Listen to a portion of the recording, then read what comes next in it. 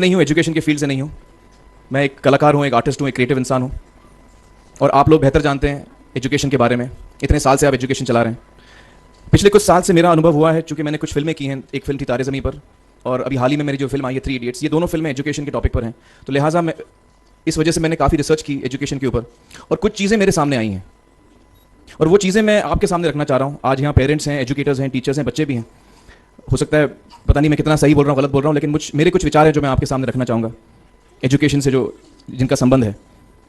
और वो ये कि सबसे पहले तो हर बच्चा खास होता है। ये मैंने डिस्कवर किया अपने रिसर्च में। हर बच्चा खास होता है। हर बच्चे में, हमारी तरह, आपकी तरह और हमारी तरह, हर बच्चे में कुछ ना कुछ काबिलियत होती है, कुछ ना कुछ कमज़ोरी होती है। मुझ में भी कमज़ोरी है, काबिलियत है।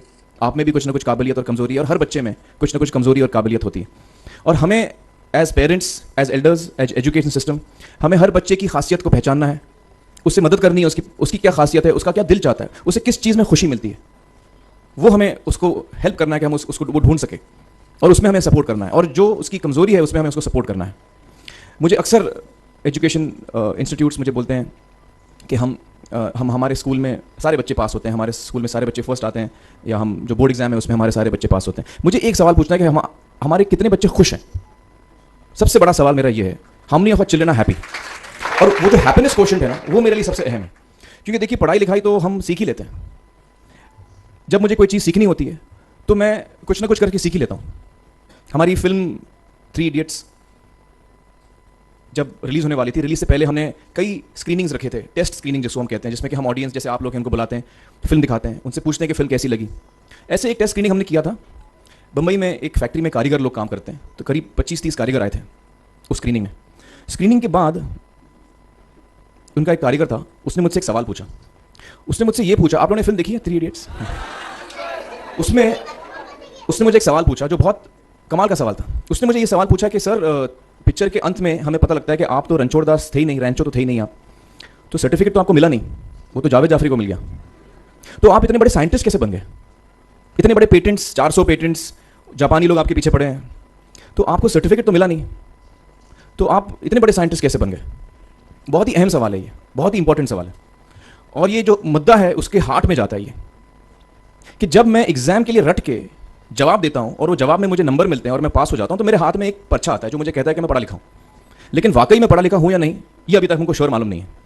लेकिन जब आप नॉलेज चाहते हैं कि आपको मिले, विद्या मिले आपको, तो फिर वो कागज़ का मायने कुछ होता नहीं है। तो मैंने उसको जवाब में 2 सवाल पूछे। मैंने बोला उसको कि भैया, आपको क्या लगता है मैं अच्छा एक्टर हूं? उसने बोला हाँ, देश भर में आप सब लोग मानते हैं आपको, आप अच्छे एक्टर हैं।